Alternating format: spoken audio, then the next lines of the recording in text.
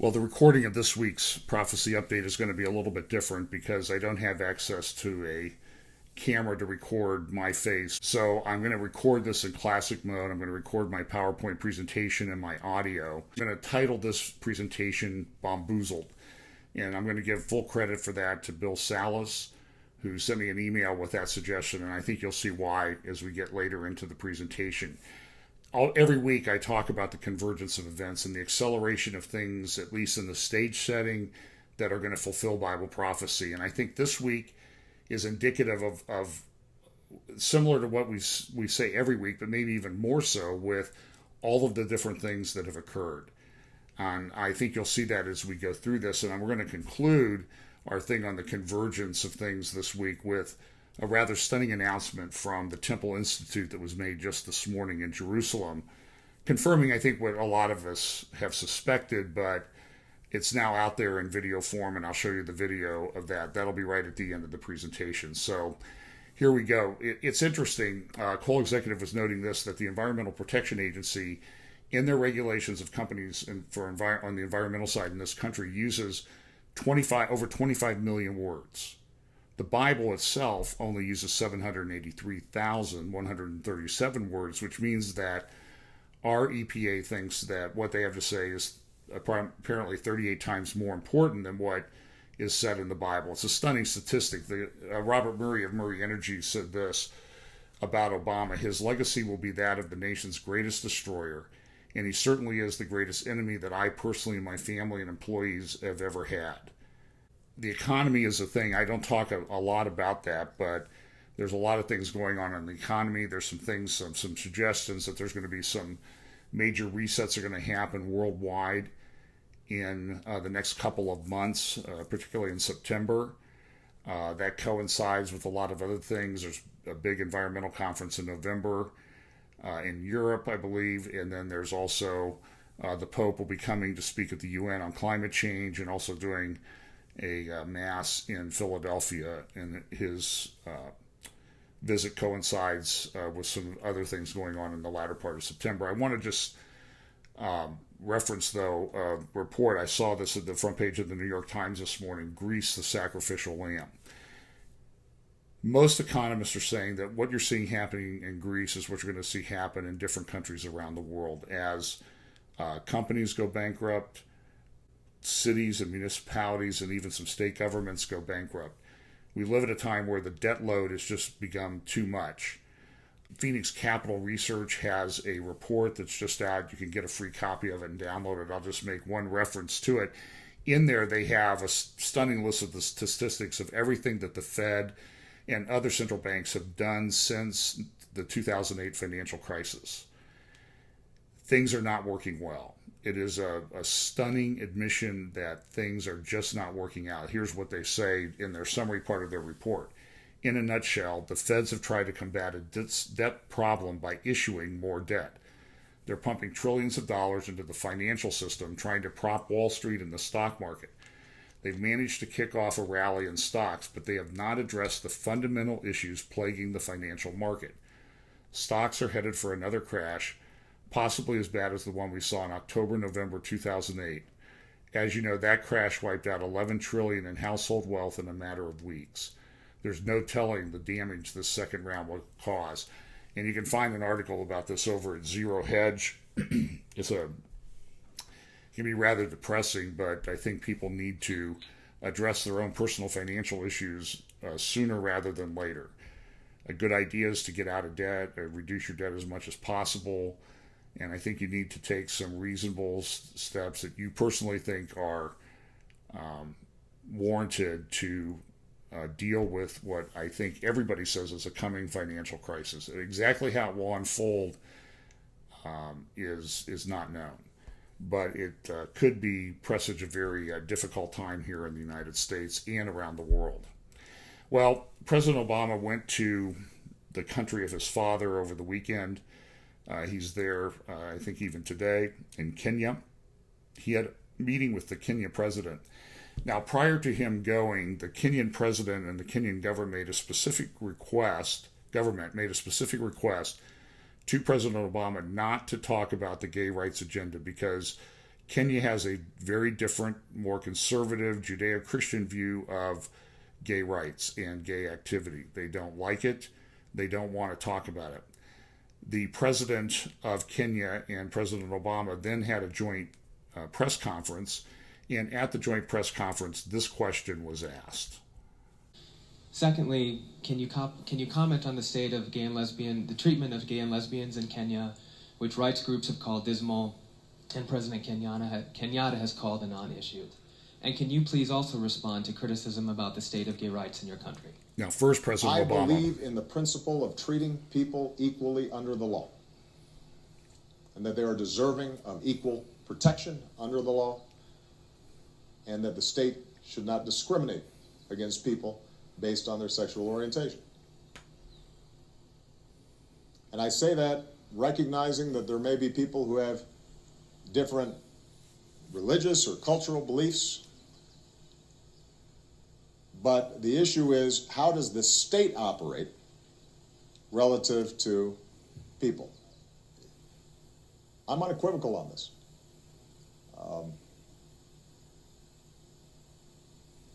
If somebody is a law-abiding citizen who is going about their business and working in a job and obeying the traffic signs and doing all the other things that good citizens are supposed to do, and not harming anybody, the idea that they are going to be treated differently or abused because of who they love is wrong. Full stop. And the state does not need to weigh in on religious doctrine. The state just has to say, we're going to treat everybody equally under the law, and then everybody else can have their own opinions. All right? Just like President Obama, I think we also need to be able to speak frankly about some of these things. And the fact of the matter is that Kenya and the United States, we share so many values. This is why I repeatedly say that for Kenyans today, the issue of gay rights is really a non-issue. We want to focus on other areas that are day-to-day living for our people. Maybe once, like you have, overcome some of these challenges, we can begin to look at new ones. But as of now, the fact remains that this issue is not really an issue that is on the foremost mind of Kenyans, and that is the fact. Well, you could see the president's rather terse comments to that, President Obama's terse comments to that. Well, following up on the gay rights agenda, in the New York Times, supposedly the newspaper of record, on the editorial page last Tuesday, was this article by a law professor. Is polygamy next? Listen to some of the things that this law professor says in his article, William Body. He says this: with same-sex marriage on the books, we can now ask whether polyamorous relationships should be next. There is a very good argument that they should. Justice Anthony M. Kennedy's majority opinion in Obergefell did not focus primarily on the issue of sexual orientation. Instead, and I think this is something that I mentioned, it was very broad in its language. He did not go into cite a specific statute or provision of the Constitution. He cited it in a very broad general terms, which a lot of people read it and were concerned that this is going to have more than specific application. So, instead, its main focus was on a fundamental right to marry, a right that he said could not be limited to rigid historical definitions or left to the legislative process. That right was about autonomy and fulfillment, about child rearing and the social order.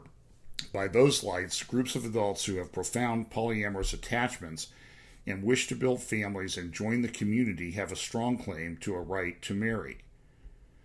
The lesson of the same-sex marriage case is that we should not be too wedded to historical assumptions. We should recognize that once we abandon the rigid constraints of history, we cannot be sure that we will know where the future will take us. Well, on another cultural front, this editorial cartoon from Ramirez and Investors Business Daily about the Planned Parenthood fetal harvest chart. And again, Ramirez, I think, is probably the best of the different editorial cartoonists out there. So now we know that these two videos have come out and have put Planned Parenthood in a very bad light. And even the New York Times, in a front page article the other day, admitted that the activist that has put this out, the Center for Medical Progress, has really activated the abortion debate all over again. And the videos, at least the two that have been released thus far, are stunning in the callous nature of these women doctors who are talking about these aborted fetuses, these aborted human beings, as merely products and commodities to be traded in the market. It's a stunning video. Now, Planned Parenthood has pushed back strongly. They have, the Democrats in Congress have called for the Obama administration not to investigate Planned Parenthood, but to investigate the Center for Medical Progress. And in fact, it was announced the other day in Politico and other political blogs that the Obama Department of Justice has now announced plans that they are going to investigate not the group that is harvesting fetal tissue and selling it on the market, but they're going to go after the Center for Medical Progress for exposing Planned Parenthood's heinous, sickening activities. The U.S. Department of Justice announced plans to investigate the group that produced undercover videos showing Planned Parenthood employees admitting that they harvest and sell organs ripped from the bodies of aborted babies. Politico reported the news of the coming DOJ investigation earlier today. In response to a request by House Democrats, Attorney General Loretta Lynch said Wednesday afternoon that Justice would review all of the information and determine what the appropriate steps moving forward would be. David Doddelin, the head of the director of the Center for Medical Progress, said this in response: "They will attack me and my organization all day long, but that does not change the facts about what our investigation has uncovered and what the American people now know, that Planned Parenthood is engaged in an enterprise-wide operation that traffics and sells baby body parts." Hillary Clinton, who at one point in her career won the Margaret Sanger Award. She was the racist founder of Planned Parenthood. Had this to say when she was questioned about what was going on with the exposure about Planned Parenthood at a political campaign stop for her in Greenville, South Carolina. I don't have all the facts, but Planned Parenthood has apologized for the insensitivity of the employee who was taped, and they will continue to answer questions for Congress and others. But for more than a century, Planned Parenthood has provided essential services for women, not just reproductive health services, including access to affordable family planning, but cancer screenings, for example, and other health checkups. And I think it is unfortunate that Planned Parenthood has been the object of such a concerted attack for so many years. And it's really an attack against a woman's right to choose, to make the most personal, difficult decisions that any woman would face based on her faith and the medical advice that she's given. So I'm hoping that this situation will not further undermine the very important services that Planned Parenthood provides across our country. Now that we have the Affordable Care Act, there are options for a lot of women to seek medical care that didn't have those before. But Planned Parenthood still remains a very important part of the whole healthcare delivery system, particularly, but not exclusively, for poor women. And I just strongly believe that we need to make sure that it can continue to do that into the future. Well, this is interesting. The Center for Medical Progress has been very clever in the way they've done this. My understanding is that there are many more videos that are yet to come, and they are worse. And remember this Hillary Clinton, she doesn't want people that disagree with her to have any say. Remember that she said this at a women's conference earlier this year. Rights have to exist in practice, not just on paper. Laws have to be backed up with resources and political will. And deep-seated cultural codes, religious beliefs, and structural biases have to be changed. This is showing that there is no difference between Barack Obama and Hillary Clinton ideologically. Well, here is the director of the Center for Medical Progress interviewed the other night on Hannity, and you'll see some of the clips that are at issue, particularly the most recent one that was released. The sale of aborted fetuses by Planned Parenthood may not only be the only wrongdoing uncovered by the Center for Medical Progress. In fact, a high-ranking Planned Parenthood doctor was also caught on tape discussing her potential compliance with some pretty unethical practices involving patients receiving abortions. Now, please be advised that the video we're showing is extremely graphic. It's disturbing. You don't want your children watching. Ready? Watch this. If our usual technique is suction at 10 to 12 weeks, and we switch to using iPads or something with less suction in order to increase the odds that will come out as an intact specimen, then we're kind of violating the protocol that says to the patient, we're not doing anything different in our care of you. And to me, that's a kind of a specious little argument, and I wouldn't object to asking Ian, who's our surgeon who does the cases, to use an iPass at that gestation age in order to increase the odds that he was going to get an intact specimen. But I do need to throw it out there as a concern, because the patient is signing something and we're signing something saying we're not changing anything in the way we're managing you just because you agreed to give tissue. Pretty grotesque. Joining me now, the man behind the new campaign that's exposing Planned Parenthood's unethical behavior from the Center for Medical Progress, David Dalladin is with us. How are you, sir?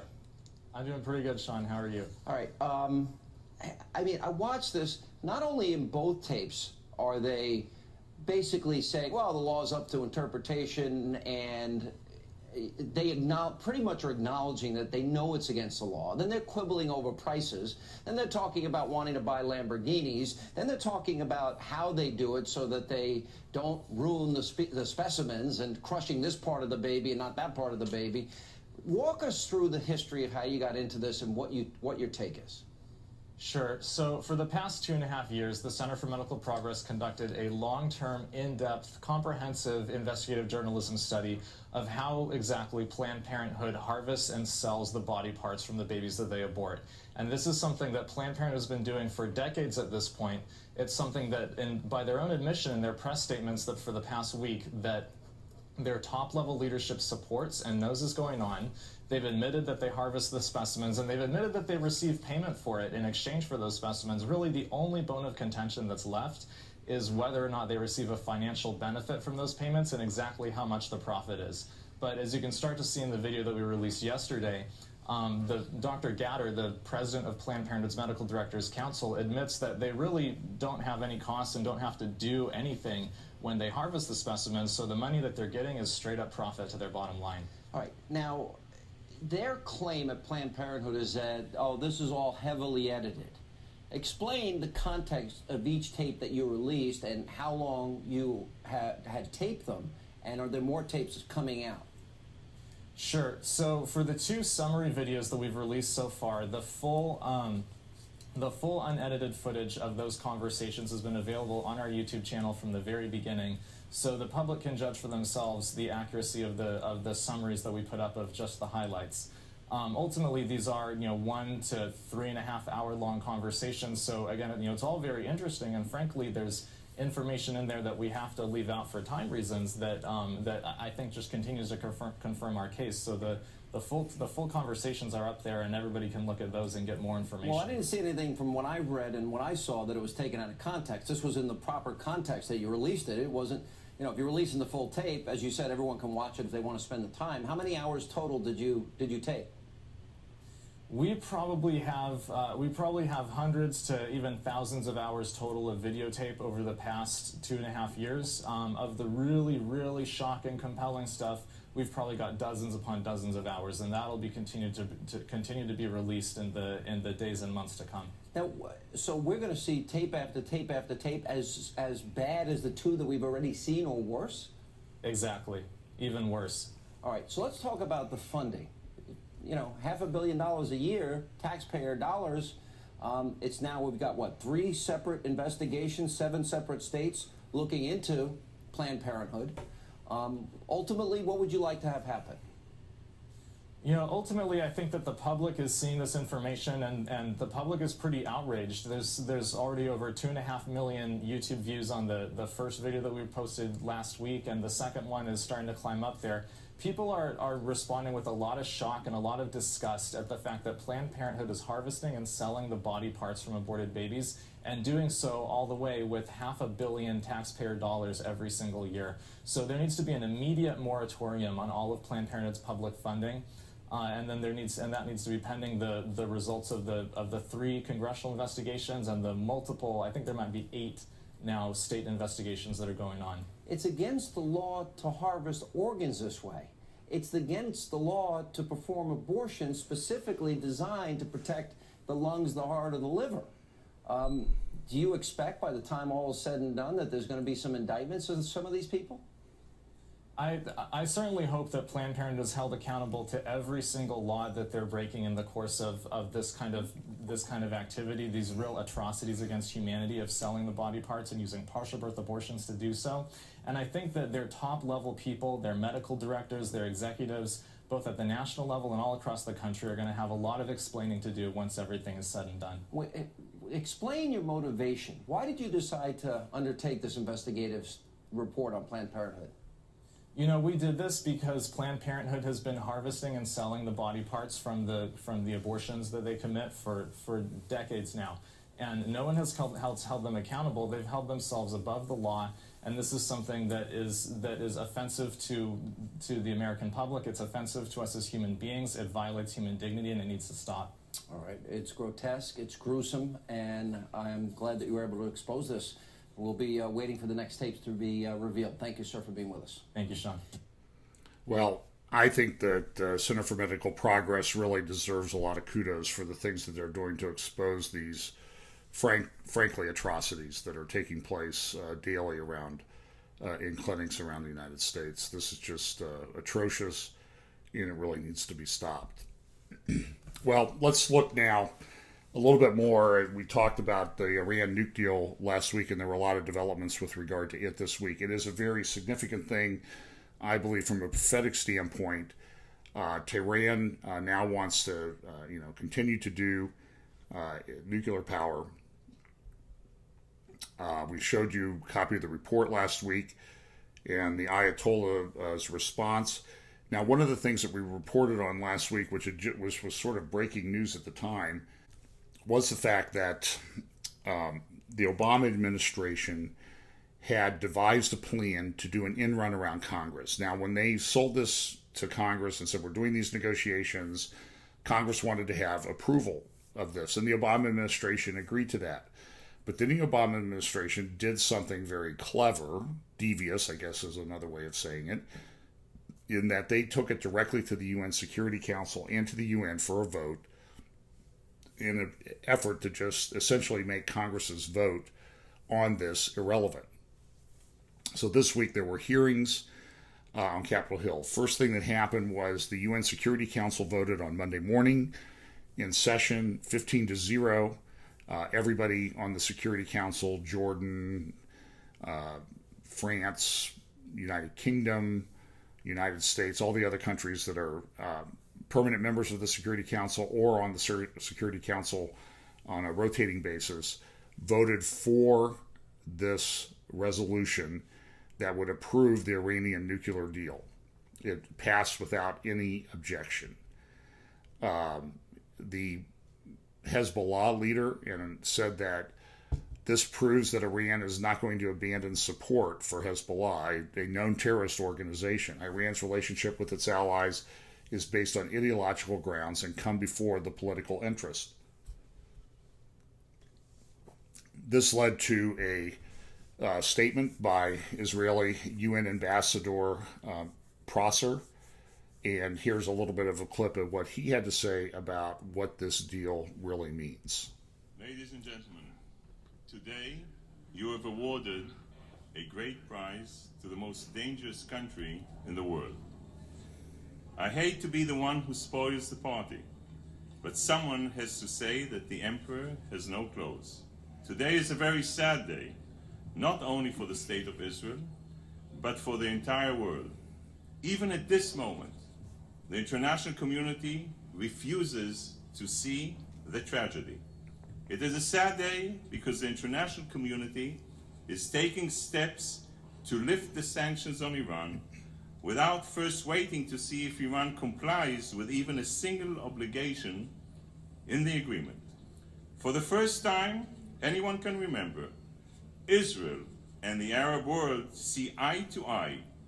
This deal is dangerous for the region, for the people of the region, Jews, Muslims, and Christians alike, and for the entire world. You in the international community have a bad track record when it comes to seeing impending disasters, even when it is right in front of your eyes, which is Iran's empire of terror. Now take a close look at this map. This is what the world looked like this morning, before you voted on the process of removing sanctions from Iran. You can see the impact of Iran's terror apparatus with your own eyes here. Iran will now have $150 billion to fund terrorist groups. So the $150 billion question is, what will this map here look like tomorrow? But if it is aware of the tragedy and still chooses to pursue this dangerous path, this is a catastrophe. And he's right. There were also, Kerry issued some statements about an attack on Israel would be an attack by Israel and Iran would be a huge mistake. He was very critical of people who are concerned about this deal, saying that they're spinning fantasy. This has been in the American and Jewish press and other places all week. By the way, you also see there's a note there that Jonathan Pollard may be released soon by the Obama administration. I think that this is just a little act of appeasement by the Obama administration to keep their keep in the good graces of as many Israeli and Jewish people that they can. I think it's a very cynical act that they would do this at this time. It's clear that they don't do this because they care about anything. They're doing it because they're just trying to preserve their political capital for the next election. Well, one of the things that happened was that Secretary Jack Lew, who you see here in the center of this picture, and others took the Iran nuclear deal to a private classified session, a briefing session for members of Congress, specifically the Senate Foreign Relations Committee. It's reported that few House members stayed for the whole briefing. I find this stunning that this is happening, that people don't care enough about a deal with probably the most dangerous nation on the planet. I'm going to now play some clips from the hearing that took place the next day with Secretary Jack Lew, the Secretary of the Treasury, Secretary of State John Kerry. First, I'm going to play you a clip from the Today Show, in which John Kerry is interviewed about the deal. This happened before he testified in front of the Senate Foreign Relations Committee. Try to bring it down into some way that we can understand it. If the police in this city suspected some guys down the block we're running a meth lab. Yeah, but this is not drugs. I know, but this wouldn't is it be nuclear amazing material. if they called those people, say, we think you're doing that, and then wait 24 days to go in and look at it? It's so different from that, Matt, and that is what people need to focus on. This is nuclear material. It irradiates. You have the ability for literally 1,000 years to be able. I mean, this is not something that you can flush down the toilet. It's not possible. Israel hates this deal. They've made no bones about that. Some people do. No. The former head of Shin Bet believes it's a good deal. The former head of the Mossad believes it's a good deal. The Prime Minister does not like this deal. Well, the Prime Minister doesn't. I understand that. But there are lots of people in Israel who understand this is the best way to proceed in order to roll back Iran's program and make Israel safer. Do you think because many in Israel, including the Prime Minister, are very uncomfortable with this deal, that it's now making it more likely than 2 years ago, for example, that Israel might attempt some unilateral action, military or cyber attack, against Iran? Well, I think that'd be an enormous mistake, a huge mistake with grave consequences for Israel and for the region, and I don't think it's necessary. The fact is that we will have, for 15 years, a restraint on Iran that absolutely prevents it from developing a weapon. They can't enrich beyond 3.67%. You can't make a bomb at 3.67%. They will only have 300 kilograms of a stockpile of enriched uranium. You can't make a bomb with that. They will have inspections on a daily basis in their enrichment facilities. If the Israelis are not convinced we're confident and about they this. take that action, where would it leave us? Would we support Israel? Would this treaty go up in smoke? Well, if they bombed them, sure. I presume Iran would then have a reason to say, well, this is why we need a bomb. And what Iran will decide to do is dig deeper, because Israel does not have the ability, nor do we, to stop unless we went to all-out war and literally annihilated Iran, which I don't hear people talking about. So if you proceed along a normal, reasonable military operation, you're talking about rolling their program back for 2 to 3 years. Then what do you do? And if you did that, what will Iran's response be? Most likely to decide, now you've proven why we need a bomb, and they will dig deeper and go out and get it. What people forget is, this is not something that may happen in the future, Matt. Iran already has enough fissile material for 10 to 12 bombs. They haven't decided to make it. They haven't done it yet. We're rolling that back. Then there was a hearing at Congress, or in front of the Senate Foreign Relations Committee, and of course you can see that Code Pink, the crazy peace activists, actually gave Kerry a standing ovation when he came into the hearing room.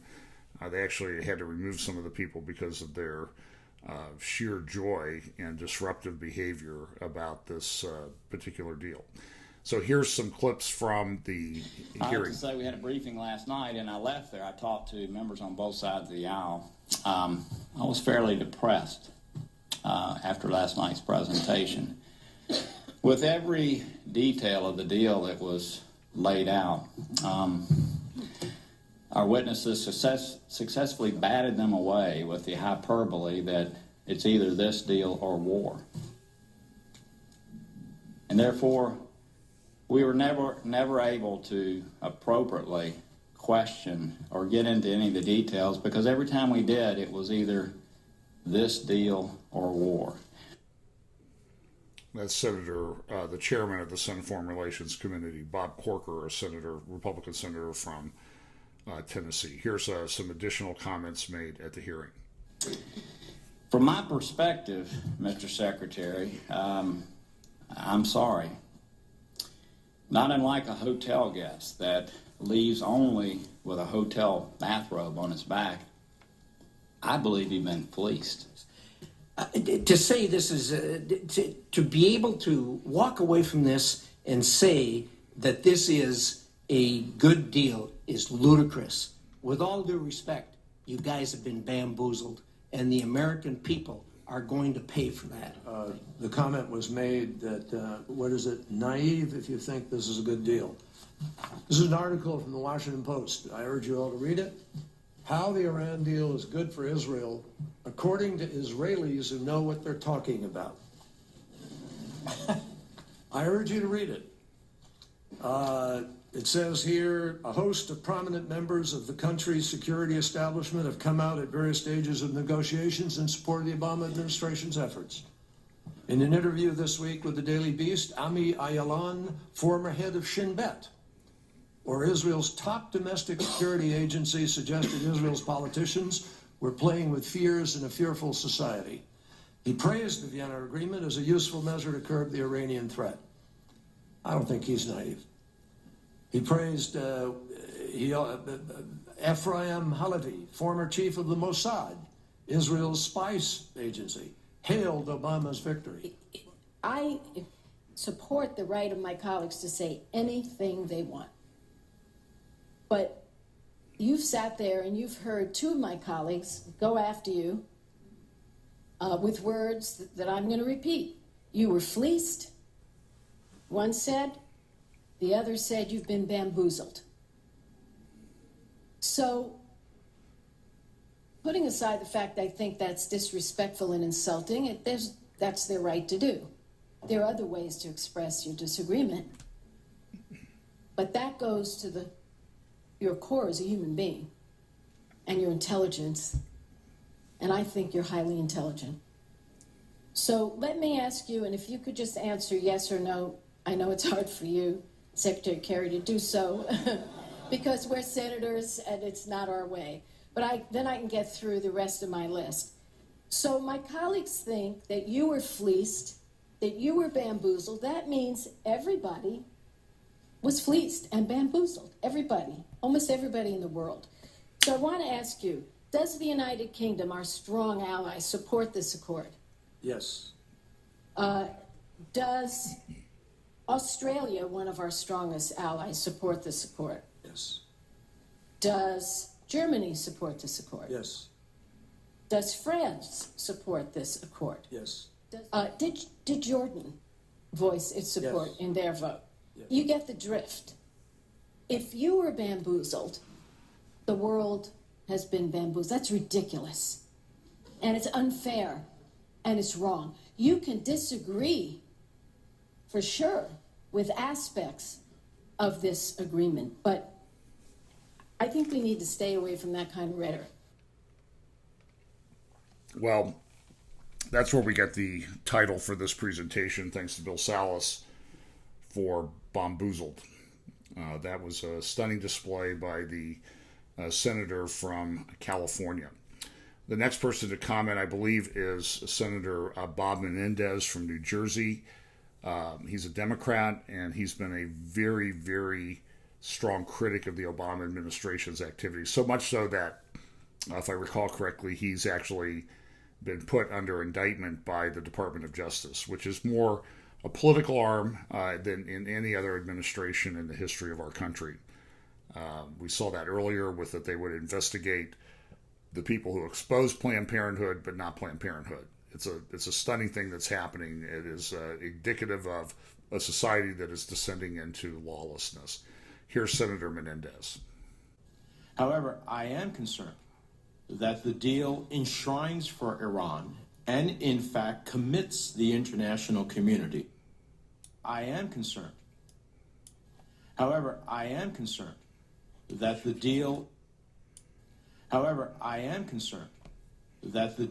enshrines for Iran and, in fact, commits the international community over time to assisting Iran in developing an industrial-scale nuclear power program complete with industrial-scale enrichment. And while I understand the program's going to be subject to Iran's NPT obligations, I think it fails to appreciate Iran's history of deception in its nuclear program and its violations of the NPT. I don't understand how we ultimately have a credible belief that snapback means something if, in fact, you're not going to have the ability to have those sanctions in place. I'm reading to you from the Security Council resolution that was adopted codifying the agreement. Security Council resolution. And that Security Council resolution says Iran. Mr. Secretary, I'm reading you explicitly this up. Iran is called upon, correct, not to undertake that That's activity. The Article 25. That's far different exactly than shall not. Senator, that's exactly what it is today. That's the same language as is in the embargo now. And we transferred it to this, and that's what it is. Not the But same under language as Security Council Resolution 1929. I mean, I don't know why you wouldn't just keep the same language, which made it clear that you shall not, and because there shall not exist, there are consequences if you do. And what Senator Menendez was trying to convey there is the fact that there are now there's a statute in place that allows for sanctions to be enforced against Iran for violation by going forward with its nuclear program. That law expires next year. There has been requests, the negotiations between Congress and the Obama administration about extending that authorization for sanctions. The Obama administration has threatened to veto it, is my understanding. So Menendez's point was, if you don't have the sanctions statute in place, what are you going to snap back to? How are you going to snap back to sanctions if they don't exist? You're then going to have to go into Congress and get them approved and get the administration, either Obama or the next person, to sign off on the legislation that allows the sanctions to be enacted. It's a great point by Mr. Menendez, and Investors Business Daily followed all of this nonsense up with, yes, the world is wrong about Iran. It is a bad deal. The Obama administration says that it can't have been bamboozled by Iran because that would mean our negotiating partners were tricked too, which is impossible. But they've been fooled before, and there's plenty of evidence to show that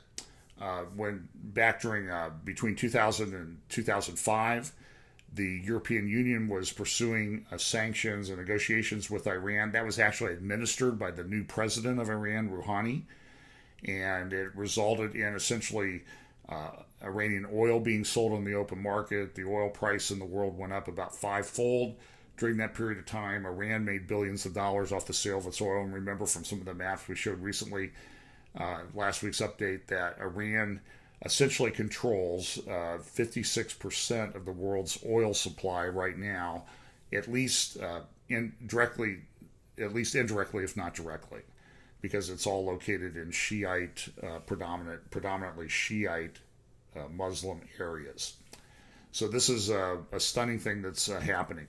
Ayatollah Khamenei, the supreme leader of Iran, did a couple tweets this week. One is, we welcome no war, nor do we initiate any war, but if any war happens, the one who will emerge loser will be the aggressive and criminal U.S. This is a great negotiating partner that we have there, it sounds like. He also tweeted this just yesterday. The U.S. president has said that we could knock out Iran's military.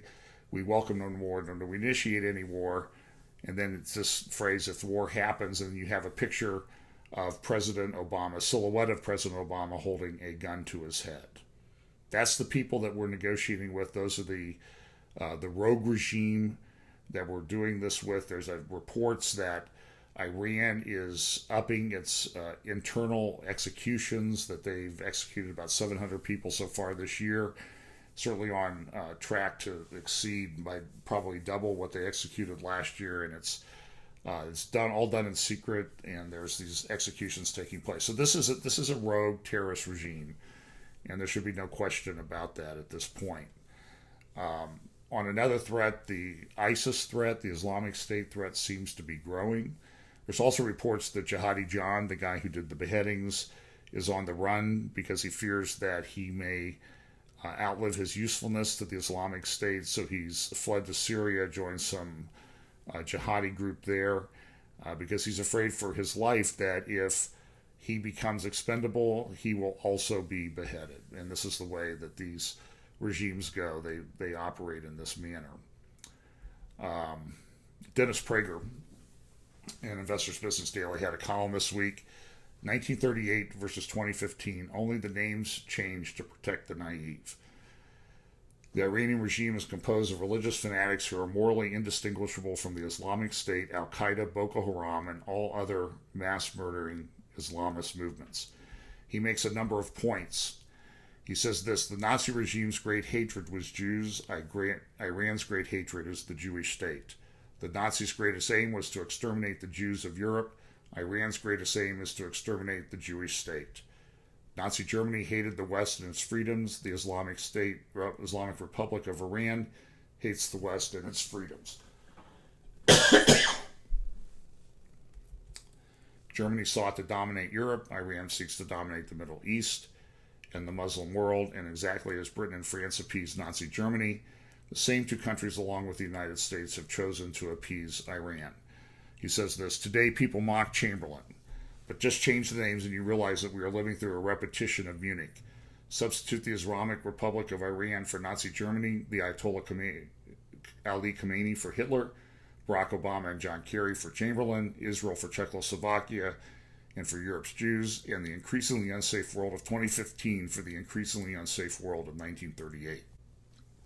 In fact, there's considerably less defense for the Iran agreement than there was for the Munich Agreement. Prior to 1938, Hitler had not publicly proclaimed his aim to annihilate Europe's Jews. Yet Iran has proclaimed its intention to annihilate the Jewish state for decades. There were no massive death to America demonstrations in Germany, as there regularly are in Iran. And here's the editorial cartoon from Ramirez: the compromise, death to America, and afterwards, death to America. Nothing has changed with regard to Iran. It's not a regime that can be trusted. The New York Post had a good editorial the other day about the fact that what this appears to be designed to do is to break up the alliance between the United States and Israel, and that certainly seems to be where this is heading. And I think it's something that we need to be... Look, we know that this is going to happen to the Jewish state of Israel in the end times, that they're going to be isolated. The world is going to gather together against them, and we see it happening right in front of our eyes. Another thing that's happening in the Middle East nuclear power play no one is talking about, I'll try to talk about this in a couple weeks, is it's not just Iran. It's Turkey, it's Egypt, it's other Islamic states in the Middle East that are being pursued now with nuclear capabilities by Russia. Now that has significant prophetic implications itself, and I don't really have time to go into it this week. What's interesting in all of this is that even though Great Britain did sign on to the UN Security Council resolution of the United Kingdom, that David Cameron appears to be getting it in some respects. He's come out speaking against people who make conspiracies that the Jews want to take over the world. I think this is something that even people on the Christian side of things, or claim to be Christian side of things, need to take note of. I see a lot of conspiracy theories out there these days, and we've said that we don't adopt those here at Fellowship Bible Chapel.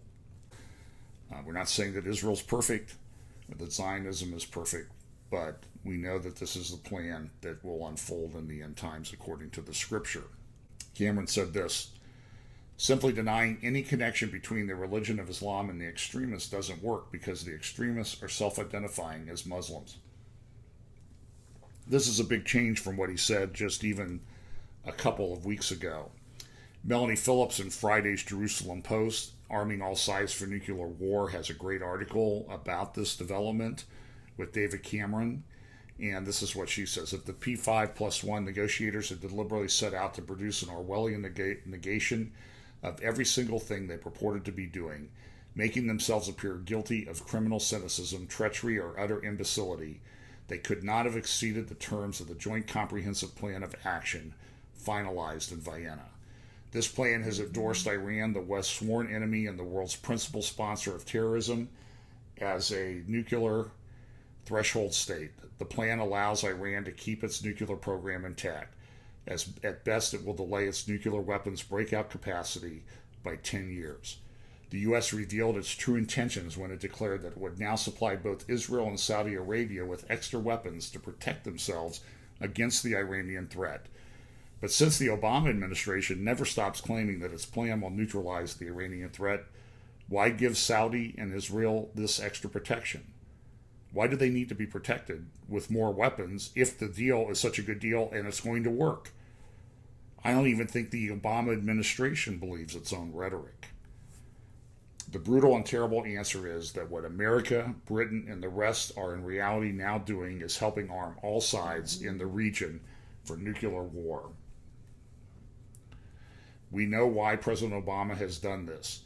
As a left-wing ideologue with a pathologically racist chip on his shoulder against white society, he believes that peace and justice will be advanced by empowering the presumed historic victims of America.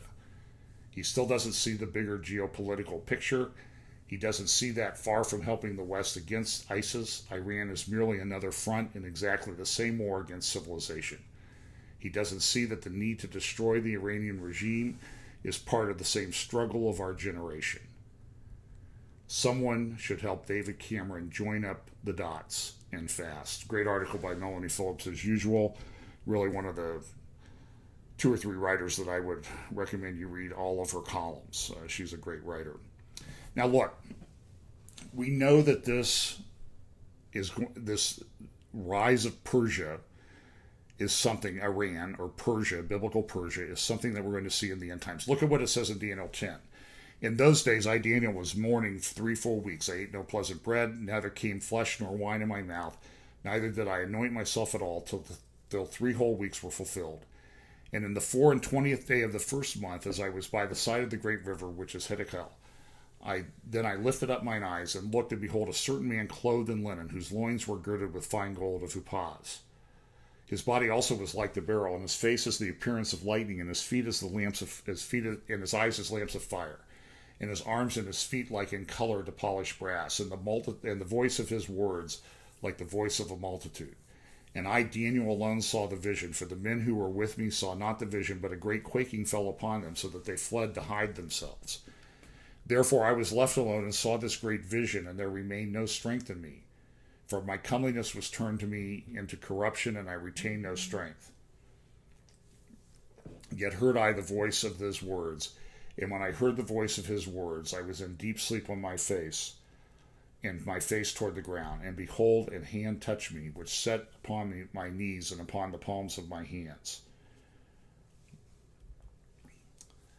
And he said to me, O Daniel, a man greatly beloved, understand that the words that I speak unto thee, and stand upright. For unto thee now am I sent.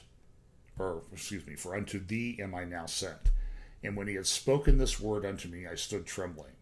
Then said he unto me, Fear not, Daniel, for from the first day that thou didst set thine heart to understand and to chasten thyself before thy God, thy words were heard, and I am come for thy words. So Daniel's been praying and fasting for 3 weeks, and this man tells him, I was sent to you the day you started praying. But it's been 3 weeks. What happened? But the prince of the kingdom of Persia, remember we see in Scripture that we fight not against earthly things, but against principalities and powers. And so behind these regimes, these rogue regimes in the world, there are demonic dark forces. And what happened back at the time of Daniel is happening again now. This dark force, I think, is being demonstrated by the kingdom of Persia, the nation of Iran. But the prince of the kingdom of Persia withstood me for 21 days. But lo, Michael, one of the chief princes, came to help me, and I remained there with the kings of Persia. Now I am come to make thee understand what shall befall thy people in the latter days. For yet the vision is for many days. And when he had spoken such words unto me, I set my face toward the ground, and I became numb. And behold, one of the similitude of the sons of men touched my lips. Then I opened my mouth and spake, and said unto him that stood before me, O my Lord, by the vision my sorrows are turned upon me, and I have retained no strength. For how can the servant of this my Lord talk with this my Lord? For as for me, straightway there remained no strength in me, neither is there left breath in me. Then there came again and touched me one like the appearance of a man, and he strengthened me, and said, O man greatly beloved, fear not, peace be unto thee, be strong, yea, be strong. And when he had spoken unto me, I was strengthened, and said, Let my Lord speak, for thou hast strengthened me. Then he said to me, Knowest thou not wherefore I come unto thee? And now I will return to fight with the prince of Persia. This is something that is ongoing in the heavenlies. And when I am gone forth, lo, the prince of Grecia shall come. But I will show thee that which is noted in the scripture of truth. and there is none that holdeth with me in these things, but Michael, your prince. So we see that there's this prophecy here about Persia and also about the coming prince of Greece. And we've talked about that in some of our look at some of the beast empires that have existed throughout history and prophecy. And that will have, I think, some significance in the end times. Also in Friday's Jerusalem Post was an article by Caroline Glick, or a column by Caroline Glick, talking about the withdrawal from Gaza that happened 10 years ago. Israel's withdrawal from Gaza 10 years ago was a strategic disaster, but it could have been much more devastating if the ideologues behind it had had their way. Formally, the withdrawal was supposed to do two things. It was supposed to strengthen Israel's diplomatic position vis-a-vis the U.S. and Europe by demonstrating Israel's commitment to a Palestinian state, and it was supposed to enhance Israel's security by redeploying the IDF along more defensible lines. The truth is, these justifications were never anything more than a smokescreen to hide the true purpose of the withdrawal from the public. The real purpose of the withdrawal from Gaza was to deal a strategic blow to Zionism and the Jewish character of the state of Israel. She's exactly right about this. And this is something that's been ongoing. It's fought internally in Israel every day by people who don't really appreciate the Jewish character of the nation of Israel. And this happened when we forced the withdrawal in Gaza. And this is what we see happening day by day. Now, Hillary Clinton was asked recently about what she thinks about a two-state solution, I think at the same campaign stop in Greenville, South Carolina, and she had this comment. Do you believe that a two-state solution is still possible in the Israeli-Palestinian conflict? And as president, what would you do to encourage Israel to pursue that path? Thank you. Yes, I do believe it's possible, and I believe it's the only resolution that will work. I think there has to be a negotiated settlement.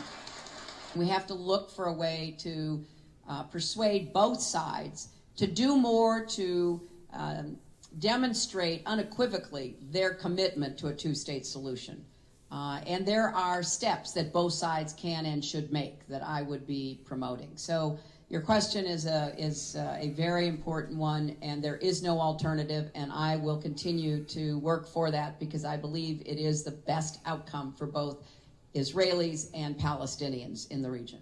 There's some controversy these days about, well, we don't really need a Jewish state of Israel for the end times, but I want to refer you to Daniel chapter 12, verse 1, which says this, and at that time shall Michael stand up, the great prince which standeth for the children of thy people, and there shall be a time of trouble such as never was since there was a nation, even to that same time. There will be a nation of Israel in the end times. We see a nation of Israel, which is indicative of the time that we live. In Daniel 12:1 clearly refers to the fact that there will be and there is a nation of Israel when these things start to unfold. We live very close to the beginning of the 70th week, which will start with the covenant. This is a prophecy in Daniel's prophecy of the 70 weeks. I don't have time to go into it a lot today, but I'll just remind you about this. This is what it says in Daniel chapter 9, verse 24. That there's 70 weeks of years. Remember, Daniel was praying, or was reading the scroll of Jeremiah, and he noticed that there was a period prophesied for the captivity of 70 years. And he realized that 70-year period was coming to an end. And so what did he do? Well, he went and he prayed that God would fulfill his prophecy. Like we should go and pray that God will fulfill his prophecies. But then it's interesting in Daniel chapter 9, he's visited and he gets this message like, you're worried about 70 years? I'm going to show you 70 sevens, 70 times or 7 times that number that is determined for your people. So here's what it says about the 70 weeks, the purpose of the 70th week, the 70 weeks. 70 weeks are determined upon thy people and upon thy holy city. And there's given the reasons: to finish the transgression, to make an end of sins, to make a reconciliation for iniquity, to bring in everlasting righteousness, and to seal up vision and prophecy, and to anoint the most holy. That's the purpose of the 70th week. So we know that, or 70 weeks. So we know that there will be this period of 70 weeks of 7 years, 2,520 days, plus this period on the end of 30 days and 45 days. You can read about that near the end of Daniel chapter 12. I don't really have time to go into it today. We know in the midpoint of that one of the things it says in 2 Thessalonians is that someone who opposes and exalteth himself above all that is called God or that is worshipped, so that he is God, sitteth in the temple of God, showing himself that he is God. We know that that's a prophecy. And we know that there will be, because of that during this 70th week, there will be a temple rebuilt in Jerusalem that the people of Israel will use to worship God. Now, we know that it's not done in the proper fashion. We know that it will be used by the Antichrist, but it is a component of end times Bible prophecy.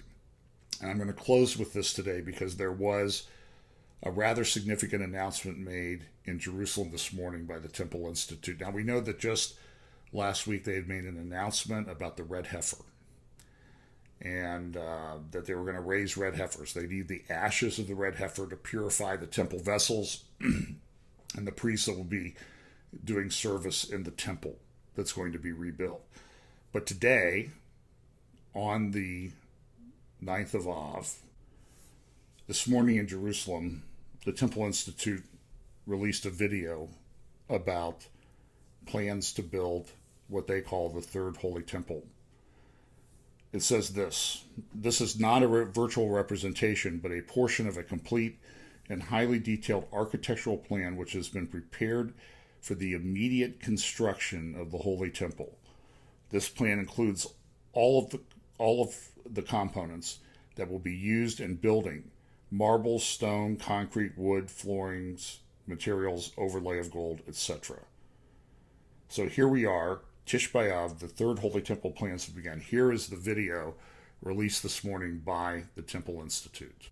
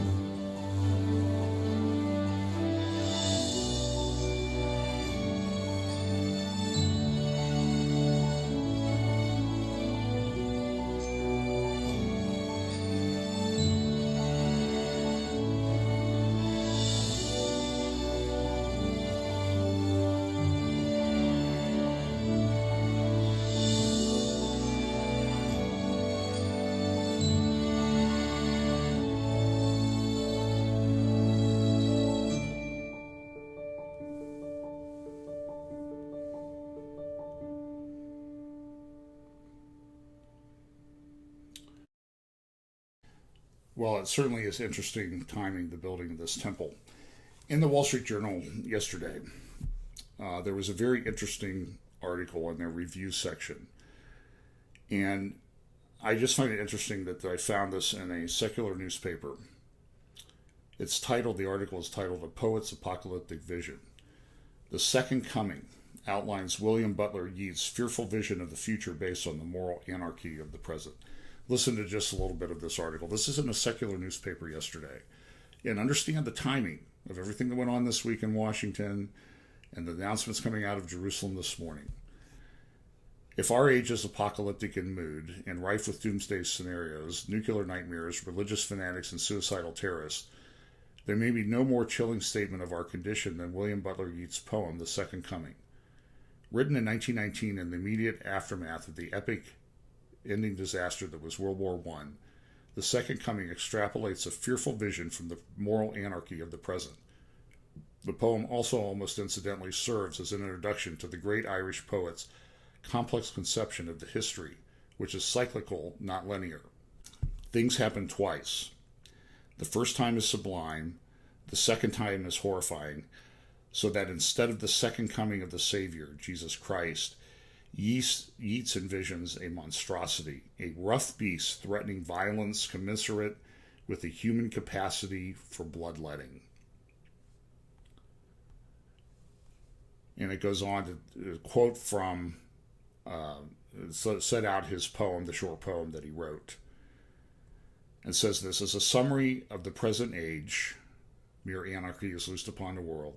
Stanza 1 lays the groundwork for the vision spelled out in stanza 2, which is as terrifying in its imagery as it is in its open-ended conclusion. The rhetorical question that makes it plain that a rough beast is approaching, but leaves the monstrous details for us to fill.